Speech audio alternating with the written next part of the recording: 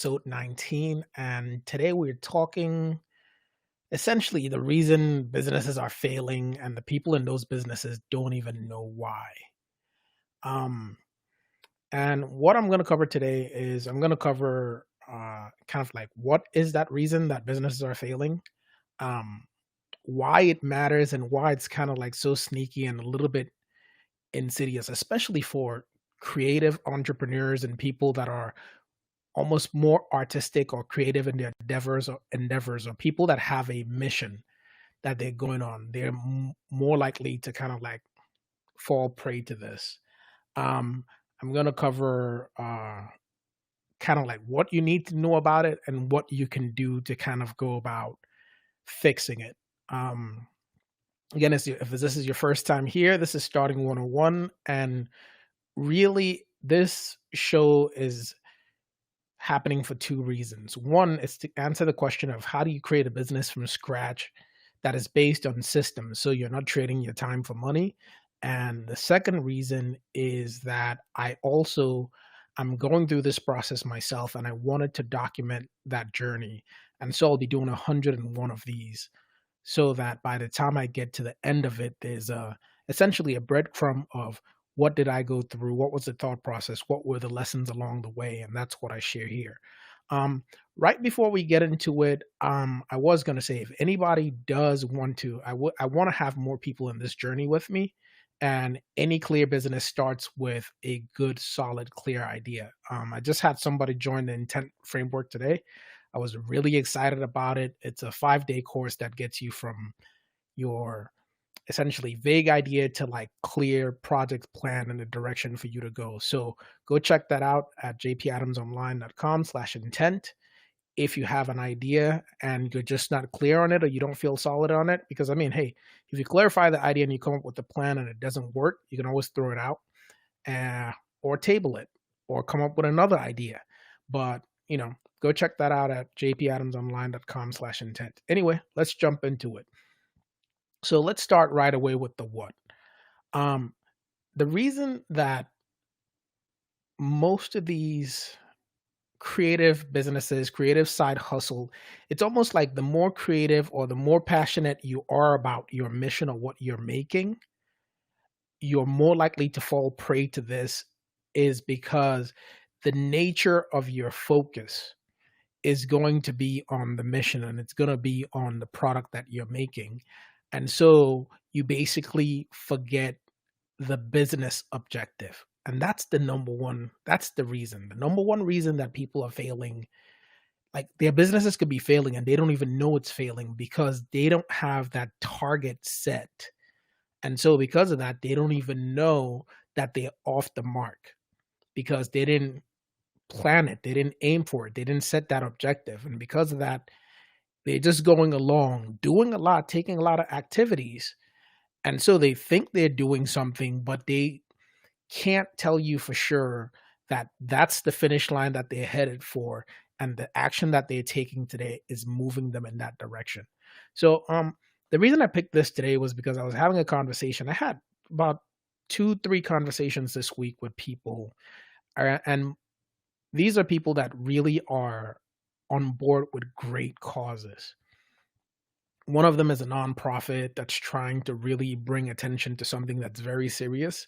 And the person that founded this is so passionate about the idea and so passionate about the mission and spreading the word about that.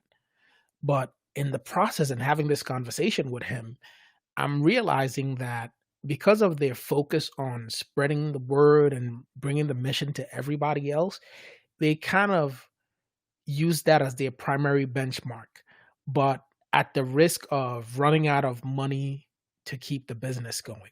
So even if it's a nonprofit, it's still a nonprofit business. It just means that the goal is not to get profit into your pockets, but the system, the entity needs something to keep it going, whether it's donations or whatever. Now, the other person that I was having a conversation with was someone that's more creative and, great artists. I mean, amazing skills, amazing talent. They'd blow you out of the water with everything that they make. And so it's kind of like they focus on making great art, but almost to the point of neglecting how much, again, the lifeblood of any business is money. So how much money is their business going to need for them to keep going? Because at some point, if you have to stop making art and go back to a 9 to 5 job, you're not going to be able to make more art. So these are the conversations that I was having this week that made me want to focus on this today. So now that you kind of know, like, not having a clear business objective, because that's the key, right? There are only so many business objectives you can have, and there should only be one main one at any given time. And they should always touch on those 5 parts of a business that I mentioned every other episode, which is, it should be focused on, you know what, either your main goal should be on your product, your finances, your marketing, your sales, or your delivery, right? Your main focus should be on one of those things. And ultimately, the only way to measure if all of those things are working is with a dollar amount in some way, shape, or form. And that's either your runway to break even, or the revenue that you're bringing in, or the profits that you're turning. But so knowing that, like, why is this so deadly for the more passionate businesses and the more mission driven or art driven businesses? The reason that it's so terrible is because by their very nature, right? I'm focused on people that are creatives at heart, people that are like mission driven at heart, people that care more about the cause itself than the business itself. And so for these people, especially when they're getting started or when they've started and they're so used to like leaning on their hustle and their grind, you pretty much, you fall into a trap of, throwing stuff at the wall to see which one will stick, instead of like stopping and saying, you know what, at this stage, what do I need the most? And then once I know the thing that I need the most, what do I need to do to get there? Therefore, what things do I need to take off my plate? Because I'm assuming most people, everybody's working with some kind of finite resources, right? Now, if you're Jeff Bezos, then maybe not the case. But I think even him, but everybody's working with some type of finite resources. So you have to be able to know, you know what, based on the resources that I have right now, I really need to direct my focus over here so that this thing happens right now. But now that you kind of know the why, because the why, the main danger of this particular problem is that essentially your business will fail, not because you didn't care, not because you're not good, but because you did not specify and aim for the thing that's going to keep the business running and make the business successful. So now, what do you need to do about it? Um, I think the first step for anybody at this stage is like, once you know that this is a problem, and there's a really easy way to know like this is a problem. If I ask you, what is your main goal for your business? You should be able to answer that in 1 second, right? I can tell you my main goal for mine is get leads at break even. That's pretty much it. Like, I don't even have products set up, but getting leads at break even is the key, because with getting if I can get leads at break even, then I know what I need to do in order to optimize for that goal. So the same thing should happen for you, where it's like, if I say, what is the main goal for your business? You should give me an answer that somebody else could measure and validate that it's happening. Because if somebody else can do it, you can do it, and you can know if you're on track or not. So that's the main thing that you need to do about it, is you need to get to that one answer. Now, once you get to that one answer,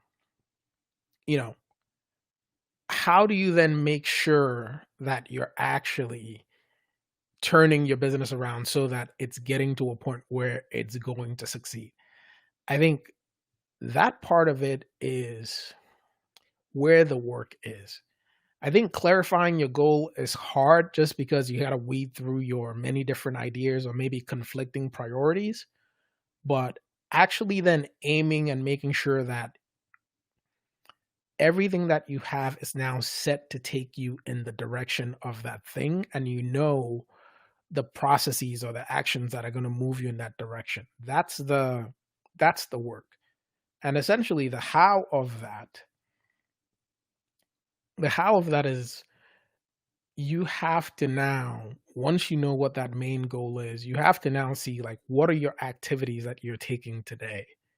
And if something doesn't fit that, or if something doesn't answer the question of how that's going to lead you towards that main objective, or to something that's going to get you to that main objective, then you need to essentially like consider it. And it can't be something that you do once and forget about it, because new priorities will come up, new opportunities will come up. So you have to be able to um you have to be able to see that when things come in. And that might be as simple as saying, like, you know what, here's our priority list. And when something else comes in, you take that, you weigh it against the priority list and say, okay, where does it fall against this priority list? Like, I just had an idea this week, and I have a million ideas all the time. I took that idea and I started fleshing it out for a little bit. I probably spent like 20 minutes. And then I was like, this is a back burner item because it's not tied to everything that I'm focused on right now. So I just took it, put it in my someday maybe list, and it's off my mind. I will go back and revisit it later. But I think you have to have some kind of system to check against and say, you know what, does it fall into these three priorities? And the thing is, you should really have one main priority, and you should only have your secondary and maybe your third, tertiary priorities just as a backup. When you're burnt out on one item, then you can kind of like use the other one as a fallback. Or when you're blocked on the other one, then you can use the other one as a fallback. But you should really have one main priority at any given time, so that you can answer that question, which is, what is the main goal for your business? And you can answer it like that. And you can say, what is the thing that I'm doing right now? How is that tied to the main goal for my business? And you can answer it like that. And if you can't answer it, then you got to reconsider if that thing needs to go on the back burner, or if you need to take that and work it into the priority list. But that's pretty much kind of like the thing is, like, two things happened this week where, I think it's probably on three fronts. One, I'm really evaluating my capacity. And I mean, I got to thank a friend for this one, because the how much I'm able to do on top of like dad life and day job and everything else, and honestly, my energy level and everything, is something that I have to keep at the forefront of my mind. Because if I don't, then what happens is I end up here, like I think it was the last episode, I was on here like yawning, like I was done. And so you have to be able to track your capacity. And I know that with the way everything has been, my capacity is not, you know, where it typically would be. And I think that's real for everybody else, because energy is a finite resource. So I have to look at, where am I going to apply that energy, right? How much of that energy can I expend? On which things can I expend that energy? So I have to be almost ruthless about making sure that things don't get on my list that are not tied to whatever my main objective is. And so that's really it for today. It's kind of like recapping that. The main reason from the conversations that I've had, and I've had quite a few of these, but this week just reminded me, right? For creative entrepreneurs, infopreneurs, especially people that are like mission driven or art driven, like they want to make stuff. The biggest problems that they end up running into is that they're not clear on their business goals. They might be very clear on their product goals.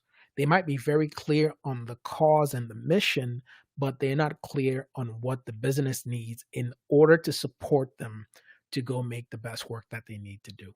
So that was it for today's episode. And really the two questions again is, you should be able to answer at any given point, what is the main goal of your business?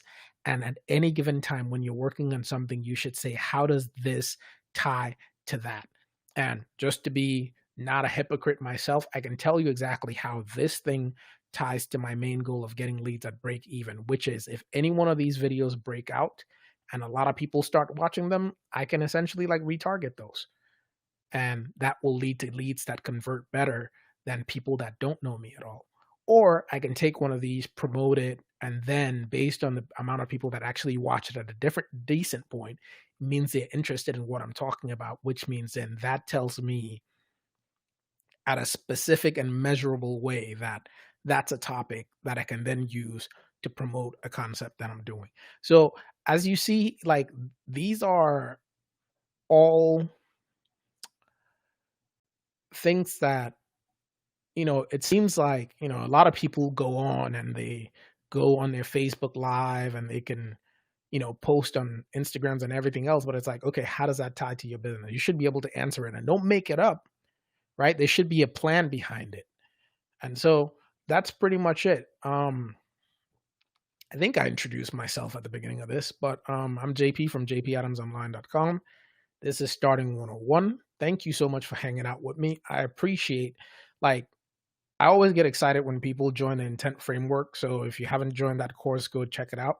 But I get excited at the idea that, what, people are getting value out of this. And hopefully maybe they're thinking differently about components of their business. And hopefully I'll have some journeymen on the journey with me as I go through this process of essentially building a business that's based on systems and not on trading time for money. So thanks a lot for hanging out with me. I will see you on the next one. And I think that'll probably be tomorrow or the next day. So see you then. Have a good one.